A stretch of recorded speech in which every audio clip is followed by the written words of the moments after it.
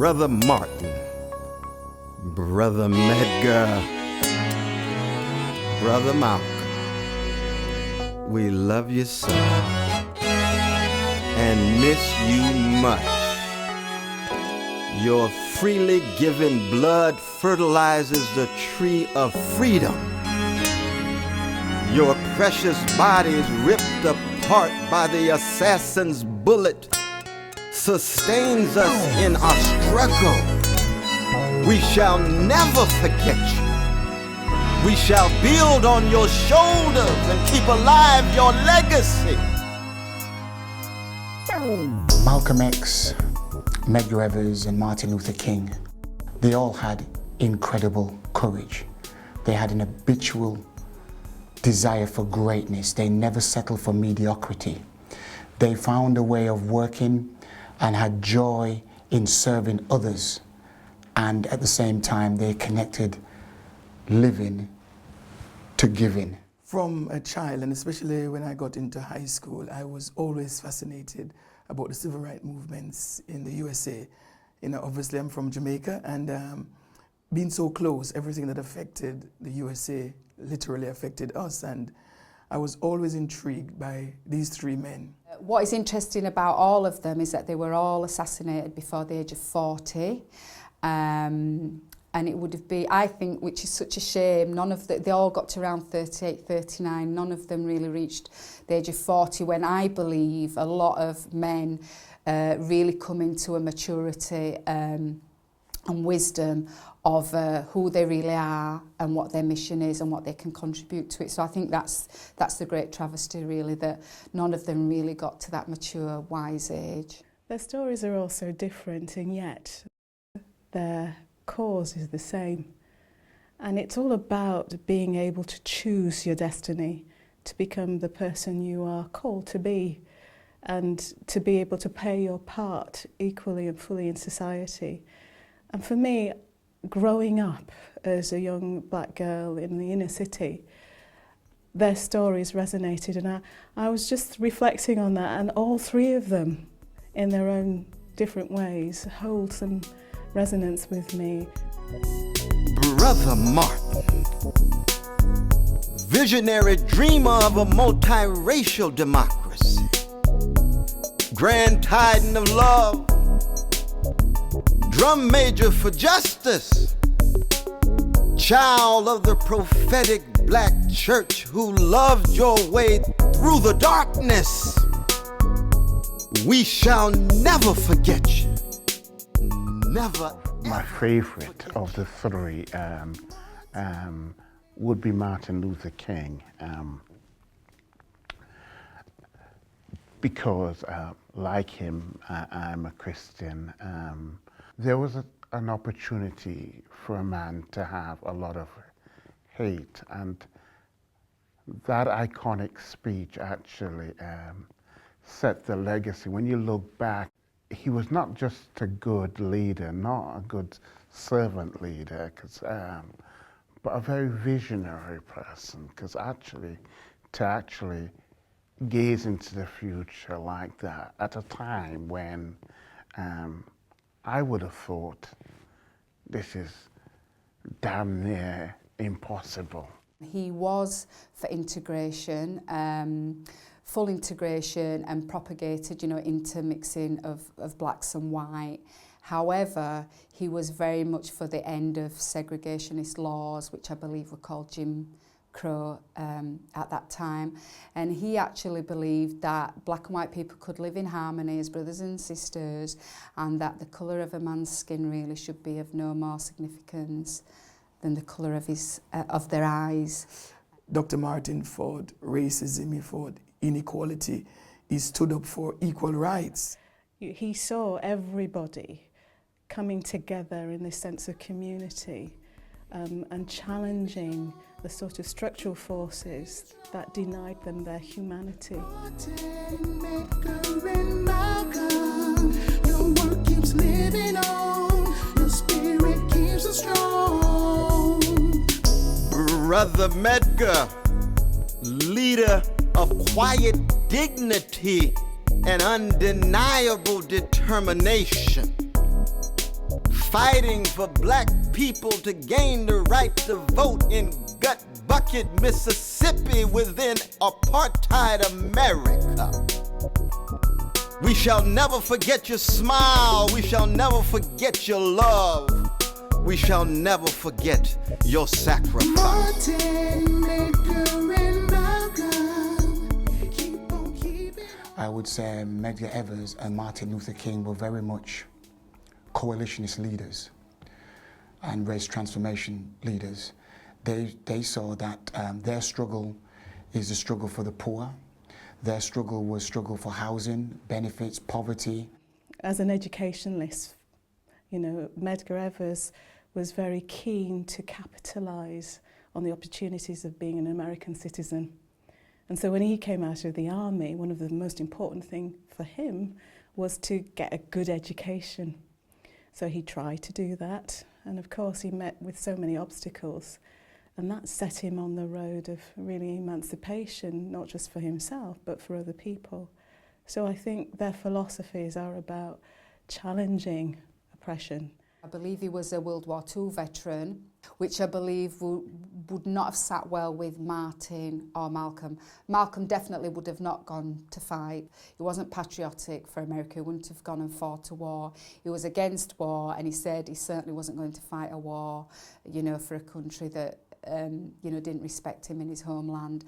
And again, with Martin being of a Christian ideology, I'm not sure being a soldier and being engaged in the war or advocating the war would have sat well with him. Spirit keeps us strong. Brother Malcolm, truth teller about the night side of American democracy, telling America like it is its vicious legacy of white supremacy. We shall never forget the witness that you bore. We shall never forget the love that you lay bare. Your fiery spirit is at work among the younger generation. They and us shall never forget you. Martin, Medgar and Malcolm. He really wasn't for integration into white American society at that time.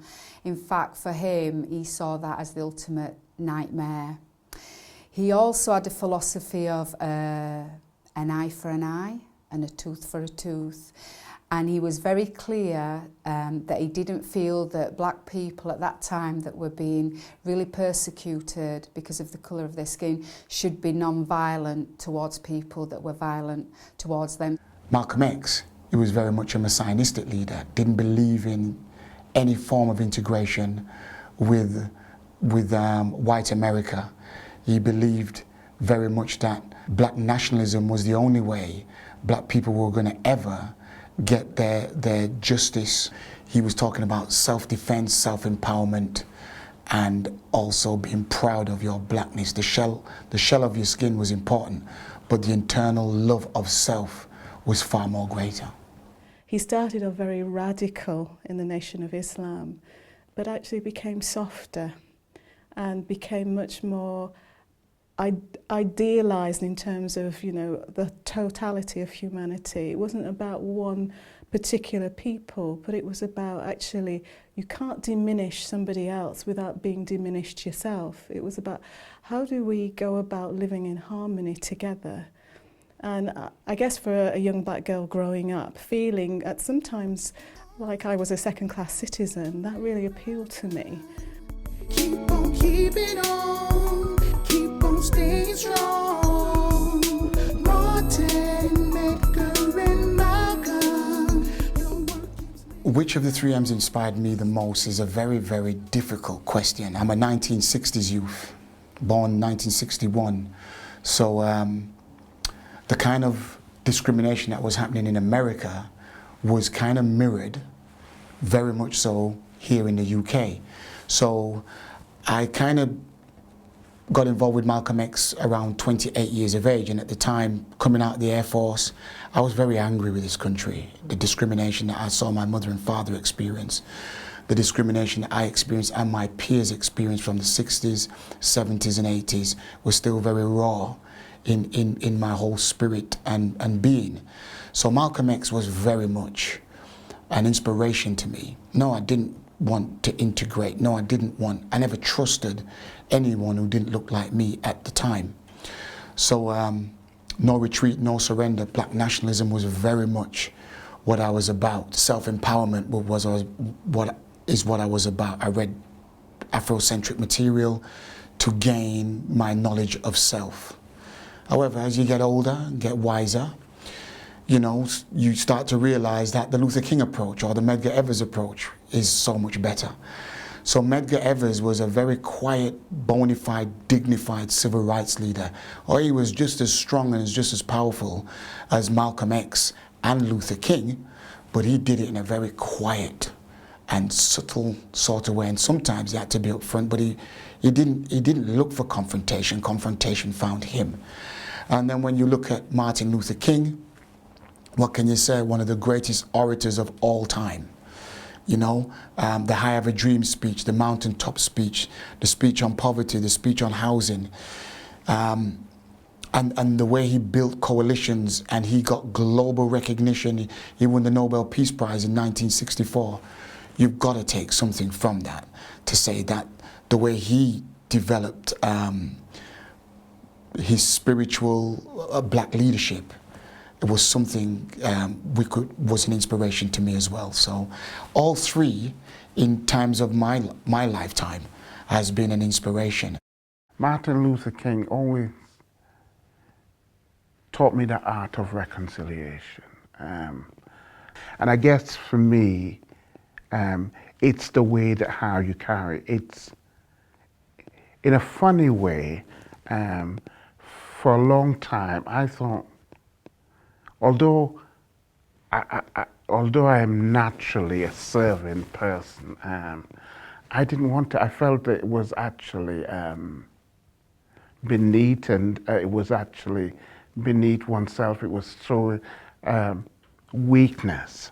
I've now become quite embracing of that. I guess my mission in life is about being a servant, you know, and a servant, and being a servant, you can be a leader, a strong leader in that. And I guess for me, those are the kinds of things that Martin Luther King stands out to me.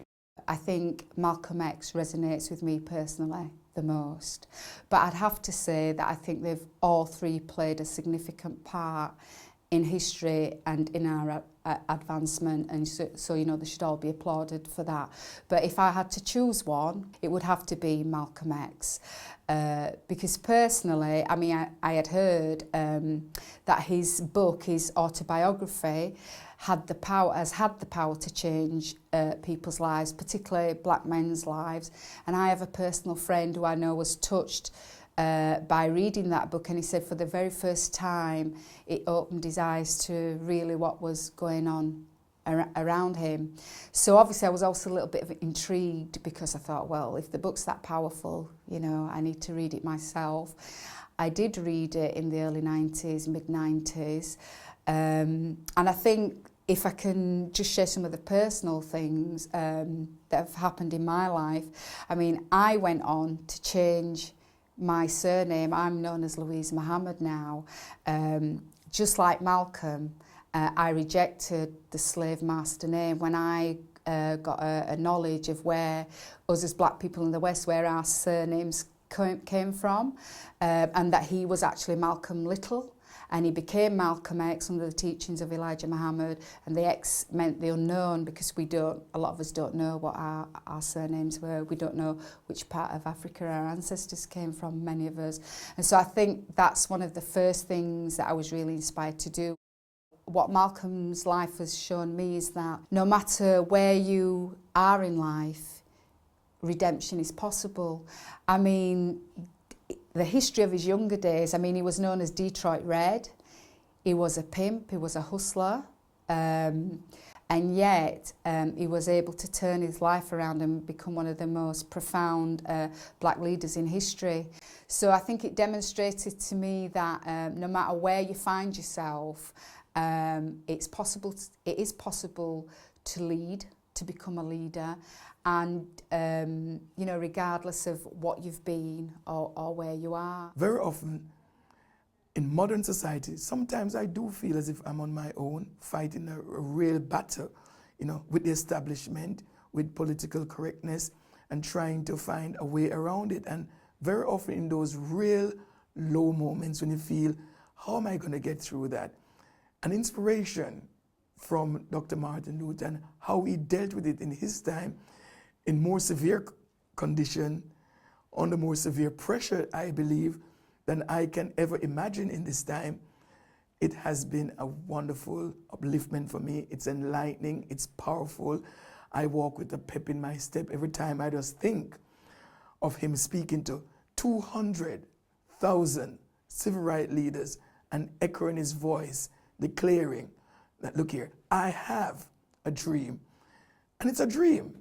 Man, it's awesome. And I dream every day of walking in his footsteps. And I'm not American, but his influence has really touched the globe. The 3 M's were important to me, and I've always been fascinated by Malcolm X's style, his coolness. He was never ever ruffled. It doesn't matter how pressured he is. You never saw the sweat unless it's coming from the heat of the day.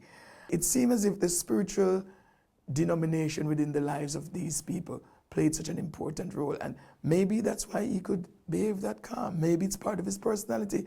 I don't know. But if he were to bottle it and sell it, I'd be first in the queue to buy some of that. As I was growing up, I think, you know, going through junior school and middle school, it was very obvious that Black history wasn't being taught or discussed in any shape or form. And so what I learnt was very much from sort of an oral history in terms of not just my own family, but what was happening to the Black diaspora. And that led me on a journey, and particularly when you're a teenager, where identity is really important, I wanted to find out, well, how do these people relate to me? What does it say about me being Black and a young girl growing up in Chapeltown, Leeds? And what can it say about my future? And at the time, I think I couldn't articulate those questions, but there was this burning desire to know more. There was this burning desire to say, well, what am I here for? And at that time, I'd become acquainted with the story, certainly of Malcolm X and his radicalness. And I think when you start to experience people not treating you humanely or equally, you do gravitate towards stories that say something about, you know, that actually you are a person and you have rights and you can challenge that. And so the story of Malcolm X did have that, you know, that kind of strength. It had that sort of, yes, I can do something. But by the same token, my family were a church family, and you know, the sort of spirituality aspect was really important. And so Martin Luther King and his particularly approach held something for them in that, you know, actually here was somebody being called by God to stand up and to challenge, you know, and that he had right on his side. When you start to explore those stories, you realise that you're not alone. They may have happened before you were born, and for me, you know, the story of Medgar, Martin and Malcolm happened before I was born. Their assassinations happened when I was about 4 or 5. But their stories said something significant about who I was as a Black individual, British born. And actually their legacy meant that I could not ignore what they did and put a responsibility onto me. And sort of said, they spoke to me and said, well, what are you going to do? I truly believe that their death was not in vain. They served their community, a humanity and righteousness and justice to the point of giving up their own lives. They knew that they were going to die. We don't have to be afraid of anything anymore because of their legacy. And also we have an obligation for our children and our children's children. And we can't let what happened to them, their assassination being vain. And so that responsibility lies very heavily with us. And I certainly feel that myself, you know. And there are times when you sometimes feel overwhelmed by everything, but then you're inspired because you think, actually, you know, they lost their lives. I'm still here, and I still, while I have breath, I can still do something about things. So that's something very important and tangible that we can hold on to as adults, I believe. And there's also something about the power of people working together. Each of their examples involved working with other people. It involved realizing that you may be the figurehead, you may be the person that instigates it, but you can't do it by yourself, that you need other people. You need to encourage, affirm, and inspire them too. And in so doing, you become inspired, you know. And I think Malcolm said something along those lines, that actually it's others that were alongside him that enabled him to go and be the spokesperson. And if we remember that, we're never alone. In one sense, things have progressed, but in another sense, we have not galvanized the black intelligentsia to develop our children's children's children. For instance, in Kirklees, we don't have a political representative in any of the three main parties, but we have lots of community activists. Medgar Evers said that the only way we're ever going to get anything done is to control the vote. So I guess voting is one thing, and we're not into politics in this town, and I think we need to really wake up to that. The lessons we need to learn really from Malcolm X are get mobilised around serious issues. You know, our community, whether black, white, Asian, we've got certain issues in communities that affect all of us, and some of them are particular to some of us. But I think we really need to get mobilised around some serious issues. Let's decide what really matters, and let's mobilise and get active in finding solutions to some of those structural problems that have been with us for decades. You know, we're very good at regurgitating what the problems are, but we're not brilliant about organising and mobilising around issues. So I think, you know, we need to decide what's at the top of the list and get organised and mobilised. I think what a lot of our black leaders here in Kirklees can learn is to have faith. Martin Luther King said, faith is taking the first step even when you can't see the whole staircase. And having faith in oneself and faith in others is fundamental for long-term sustainability and success. I think the second thing we can draw from the 3 M's, our leaders here in Kirklees, is to realise that black leadership was multifaceted. No, not everything that Martin Luther King said Malcolm X agreed with. And not everything Martin Luther King said Medgar Evers agreed with. But the one thing that all 3 had was to respect what somebody else was doing. Today, we need to make the distinction, am I a leader or am I a follower? And respect your leaders and follow them and support them. That's one of the things that we can learn from the 60s, 70s to what we have here today now. My final word to you as you listen to the inspiration behind the 3M. It's coming from a modern pastor whose life has been touched by all 3, but in particular, Dr. Martin Luther King Jr. Religion has always divided people. This is not a new philosophy. It's wrong to let religion divide us. The thing that is supposed to unite us is a simple word called love. It goes beyond barriers. It goes beyond race, color, creed. It looks at human being and says, I am your brother, I am your sister, I am your friend. And if we can take any lesson from these 3 men, because none of these 3 men had hatred for any nation or any people. They were just standing up for justice, for people's rights, for equality. That is our legacy. I think black leadership in terms of its local context owes a debt to people. It owes a debt because it has grown up in a certain community, but it owes the responsibility, I think, if that's the right way of saying it, to listen to people, to never divorce itself, you know, he or she, from their roots, to be always open and aware of what people are saying, and to remember where they've come from. I think it saddens me when I see black leaders forget that, when I see them aspiring to be something that they're not. Now, I say that with some degree of, I suppose what I want to say is I say that in a very measured way.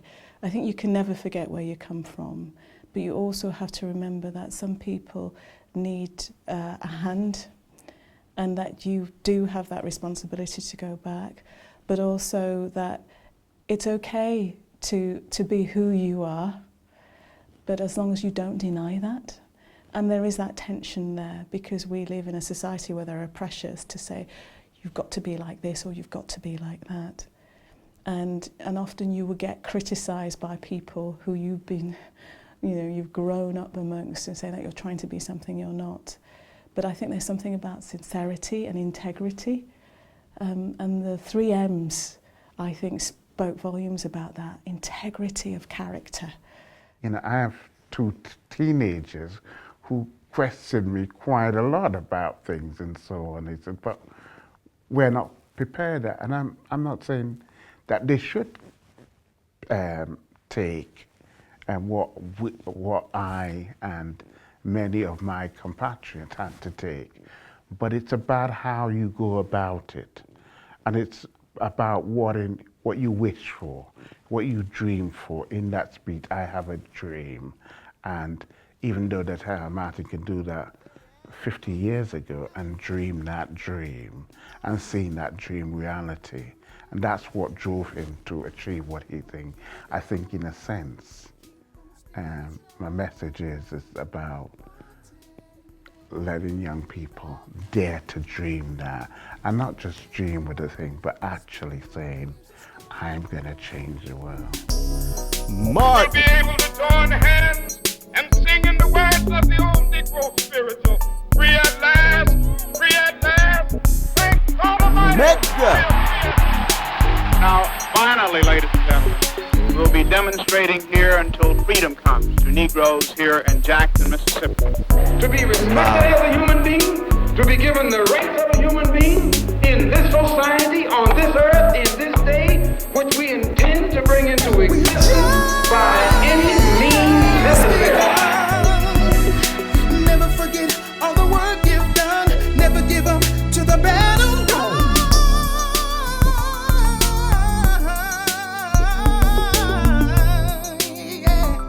You taught us there's no struggle without sacrifice.